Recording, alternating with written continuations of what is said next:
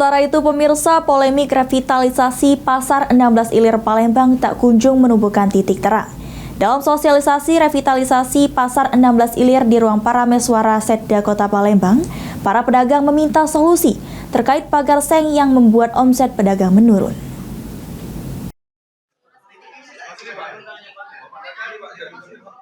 Polemik revitalisasi Pasar 16 Ilir Palembang tak kunjung menemukan titik terang. Untuk itu, pada Rabu 10 Januari 2024, pemerintah Kota Palembang mengajak para pedagang Pasar 16 Ilir dalam sosialisasi revitalisasi Pasar 16 Ilir di ruang Parameswara Setda Kota Palembang.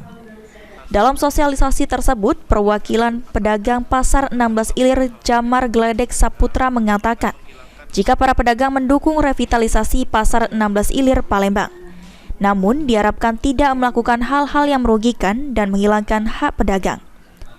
Dalam sosialisasi ini, para pedagang meminta solusi terkait pagar seng yang membuat omset pedagang turun dengan menurunkan pagar seng di bagian yang belum dikerjakan dan juga mengkaji ulang kebijakan baru pasca revitalisasi. Revitalisasi kami mendukung, cuman jangan melakukan hal-hal yang merugikan pedagang, jangan menghilangkan hak-hak pedagang, itu saja Pak. Keinginan kami pedagang, pagar seng ini kan membuat beberapa omset pedagang kami turun sangat drastis.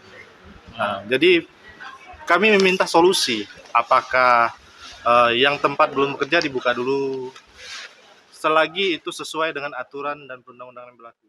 Sementara itu, PJ Wali Kota Palembang Ratu Dewa mengatakan dalam sosialisasi yang melibatkan berbagai pihak ini bertujuan untuk mendengarkan dan menjawab secara langsung keinginan para pedagang Pasar 16 Ilir.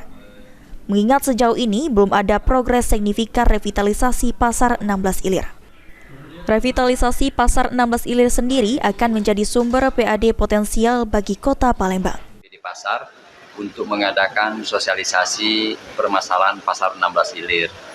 Karena ini sudah cukup dan relatif lama permasalahannya, maka saya ingin mendapatkan gambaran yang lebih komprehensif lagi dari seluruh para pedagang.